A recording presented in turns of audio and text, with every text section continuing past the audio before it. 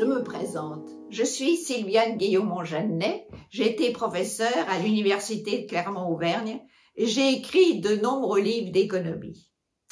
À ma retraite, j'ai eu envie de changer de domaine scientifique et de devenir un peu historienne. Et voilà que j'ai eu la chance de tomber sur les inédits de ma grand-mère. Celle-ci, Marie Chavannes, a eu une vie assez extraordinaire. Toute jeune, elle a écrit son journal. Ensuite, elle a écrit un très grand nombre de lettres, tant à son mari qu'à sa mère ou surtout à ses deux enfants. Plus de 1000 pages que j'ai transcrites et qui m'ont donné un formidable matériau sur l'histoire du XIXe siècle.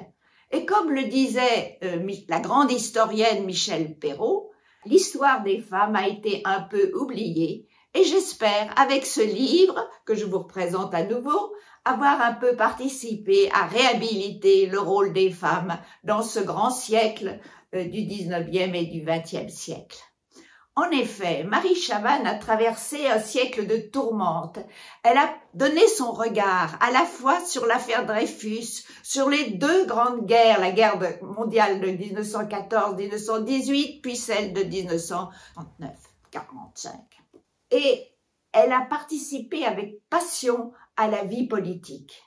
Elle a eu deux grandes admirations. Clemenceau, dont elle a été la secrétaire générale du musée Clemenceau pendant plus de 20 ans, ce qui lui a donné l'occasion de rencontrer un très grand nombre de personnalités, notamment Jules Janet, président du Sénat, qui était président de la fondation du musée Clemenceau, et avec lequel elle a lié une très profonde amitié.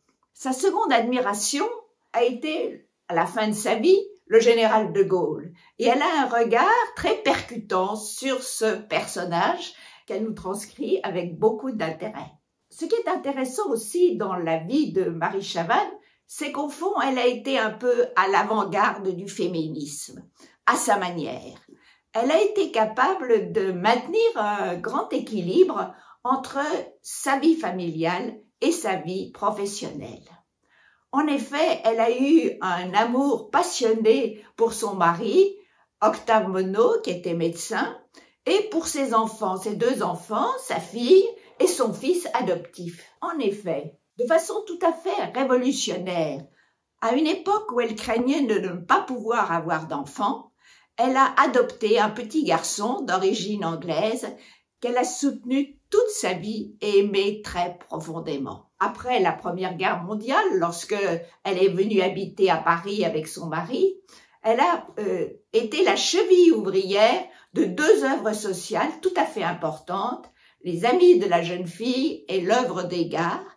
Et grâce à elle, ce sont ces deux œuvres qui existent encore à l'heure actuelle.